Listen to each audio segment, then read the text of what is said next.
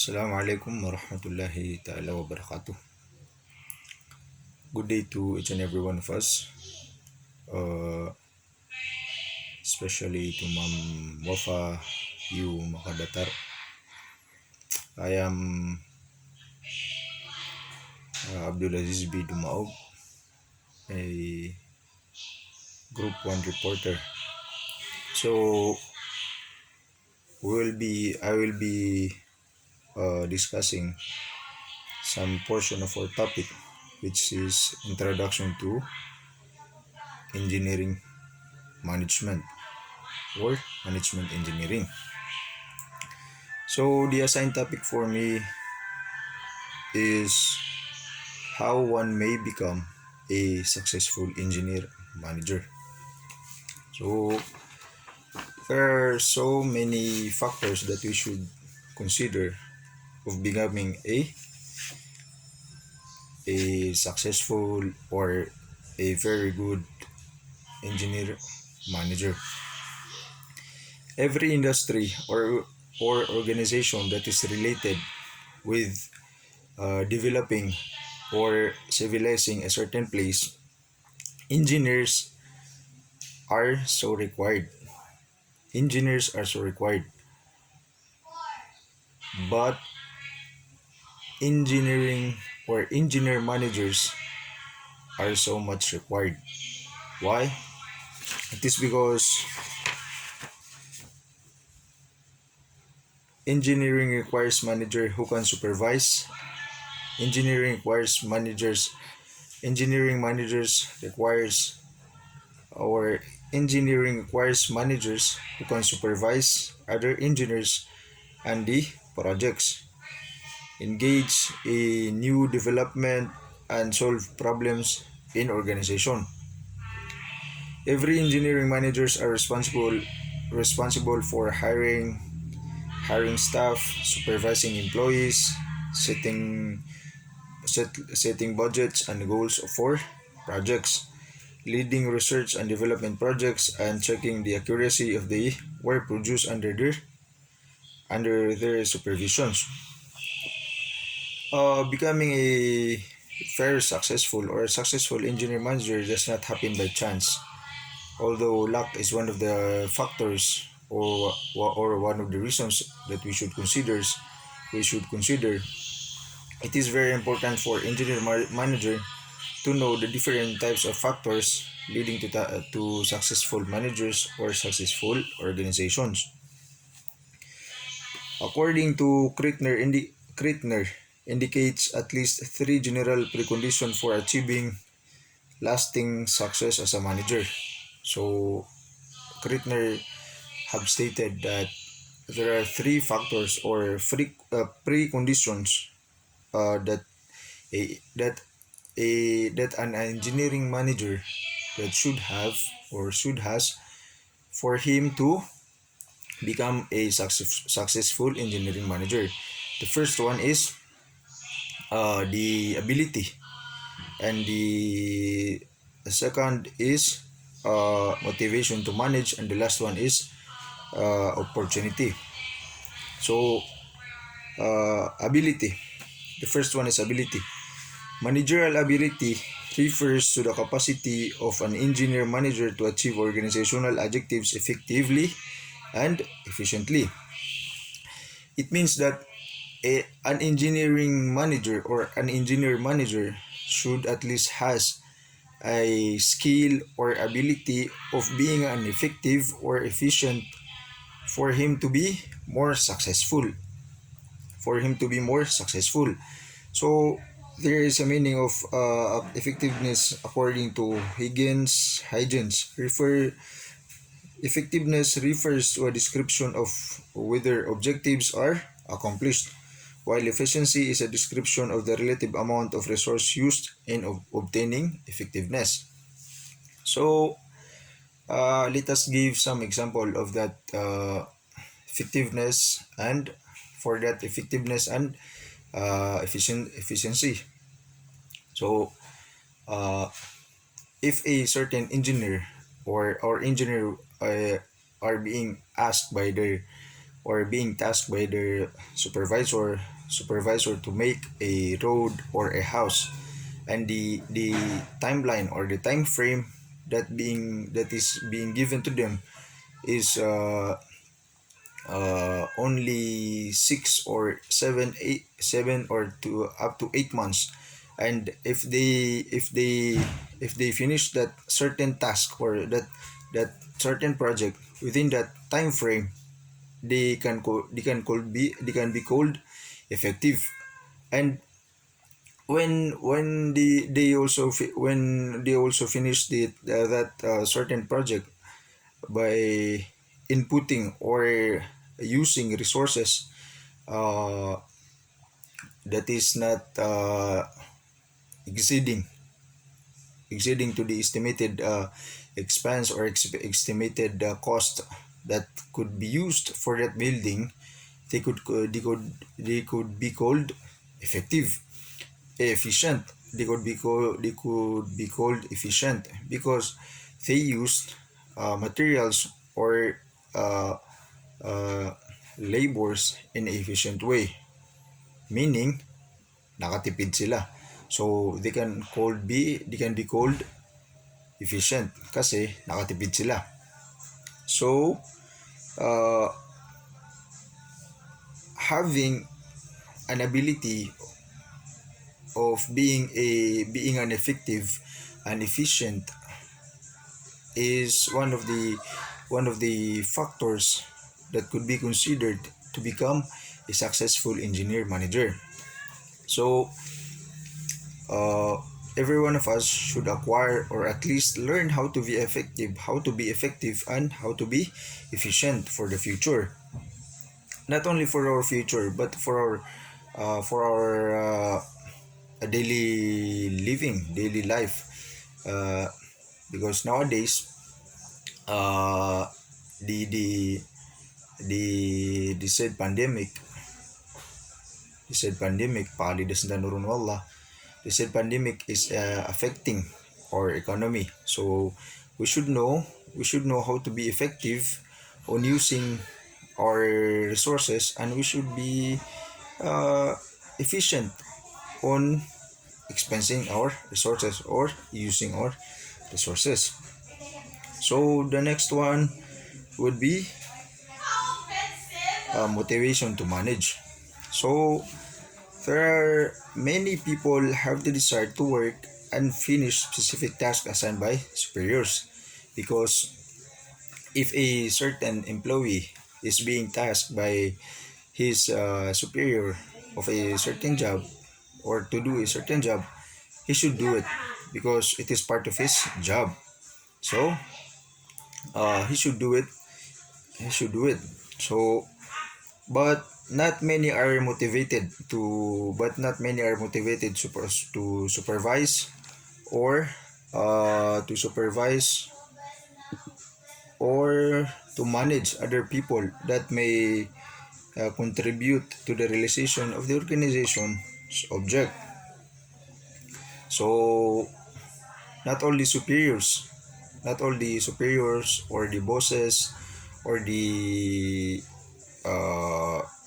highly ranked person or superiors are more motivated of doing their jobs to manage or supervise their subordinates.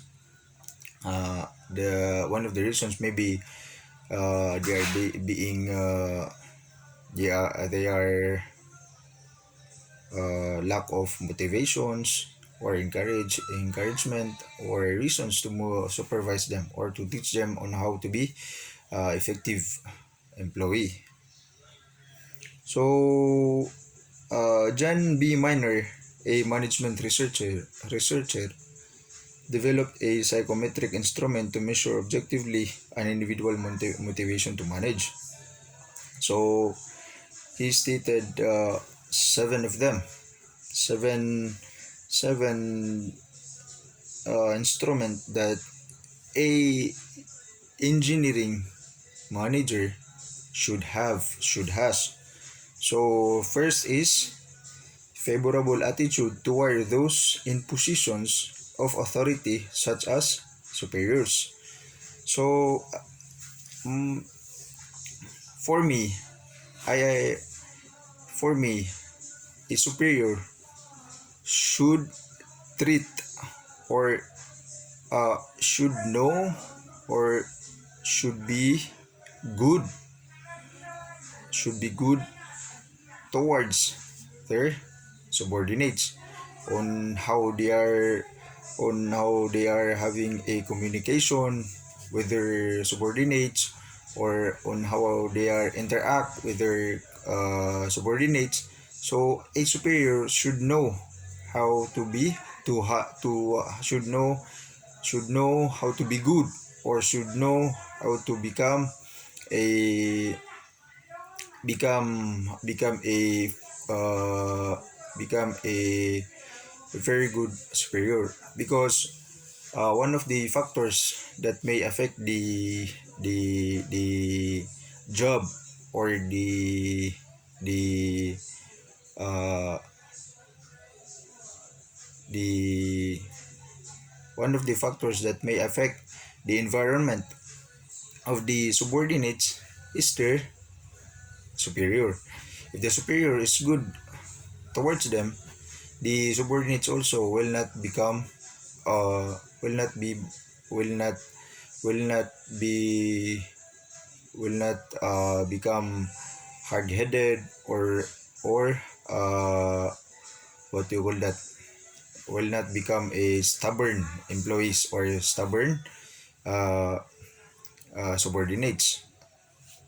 So the second one, desire to engage in games or sports competition with peers. So we should also consider this second one, to engage in games or sports competition with peers. Sometimes a superior should engage with his subordinates through games or sports that the subordinates may feel that they are being treated equally. Huh? They are being treated equally, or they are being treated as a part of the organization through conducting sports or outing, that dyan nangyari yung mga uh, team building, kagaya nun. Some of the agencies are always conducting team building in some venues, so that uh, the employees are not uh, being what do you call that, outplaced, yung sabi natin na hindi sila na OP, o di kaya na maramdaman nila, or they may feel that they belong to the organization.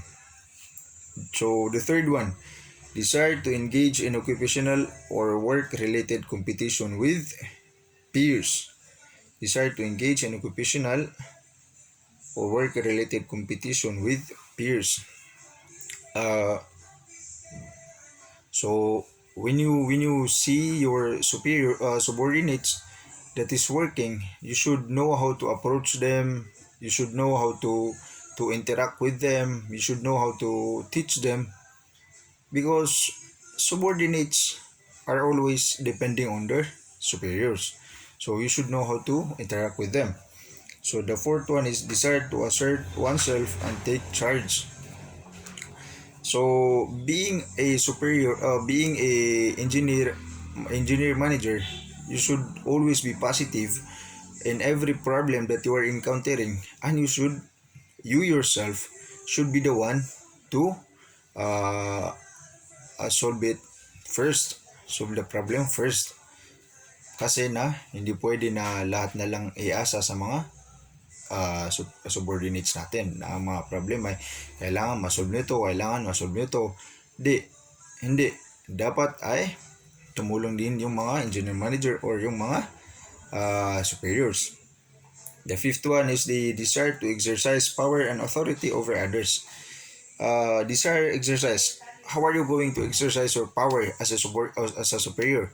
you are just going to limit yourself into being a superior. Yes, you are the superior of a certain team or a certain organization, but you have to know how to use it. By how? By how? By showing them that as a superior, I am only your superior. I am, and you should not be afraid of me, and you should not be intimidated of me, because I am a good superior and approachable superior. Because if you are always angry or you are being bad, no one will approach you, and they might resign. Number six, desire to behave in a distinctive way. Desire to behave in a distinctive way, which includes standing out from the crowd. Uh, Desire to behaving in a distinctive way means that uh, you should you should always show your subordinates that you have an idea regarding on, or you have a solution regarding on a certain problem, or you have an idea regarding on how are you going to handle the project, or on how are you going to uh, handle that problem. The seventh one is the sense of responsibility in carrying out the routine duties associated with managerial work. So, sense of responsibility of carrying out the routine duties associated. So, being an engineer manager, you have to be sensitive. Why? Because being a sensitive is one of the factors that may affect the relationship between you and your subordinates. Why? It is because uh, if you always, uh, for example, I am an employee of uh, Mustafa Pirino, and he always asks me, oh, to do this, to do that, and to do this, to complete this, to handle this, and like that. Uh, and I by myself will get angry, and I may not handle it, and I may say a bad words because he's not being sensitive, considering that I'm not the only employee that he has. He might also have, he might also has Saad Ampuan or Nizam Bonta, but he always ask me to do it and to do it and to do it, and that is not good. So the third one will be opportunity. Successful managers become possible only if those having the ability and motivation are given the opportunity to manage. So uh, having the motivation to manage and having the ability, you can acquire or generate the opportunity of becoming a successful engineer manager. Because if that two skills or two characteristics, the motivation to manage and the ability, are with you, you can have the opportunity to manage or to become an engineering manager on a in a certain organization.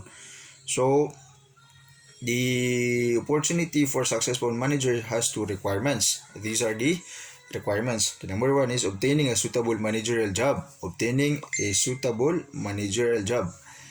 So how are you going to obtain a suitable managerial job? First of all, you are qualified for it. You are qualified for it. You deserve it. Or you apply for it.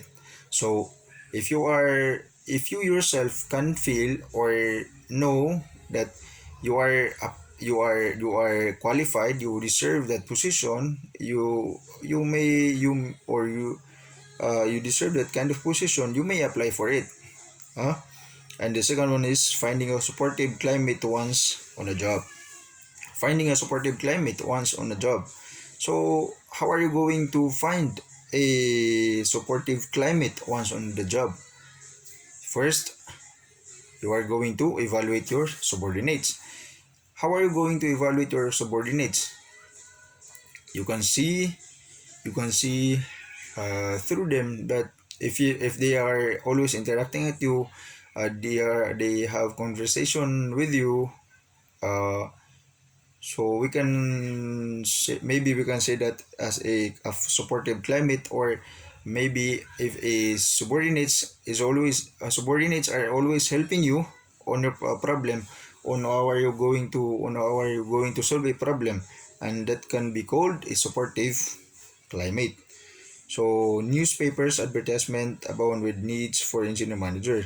It is a little difficult to determine if the firms requiring their services provide a supportive climate for effective and efficient management. A supportive climate is characterized by the recognition of managerial talent through financial and non-financial rewards. So there are also uh, there are also skills that we should consider of being a good, successful uh, engineer manager. The first one is the communication. Communication with the subordinates. How are you going to communicate with them if you don't know how to communicate? The second one is leadership. So leadership, yes, you should know how to become a good, effective, efficient leader to your subordinates. And the third one is the evaluation of programs such as time frames, finances, and staffing. On it is also you are going to evaluate the programs such as time frames, finances, and staffing. The time frame of a certain project, you should consider it. The finance or the expenses, the cost of a certain project, you should consider it. And the staffing, on how are you going to make move of the our employees effectively. And the project management from design to completion. And you are also going to supervise the project from the start up until to the completion. And marketing, on how are you going to promote your project to somebody. So I hope you understand what I have discussed here.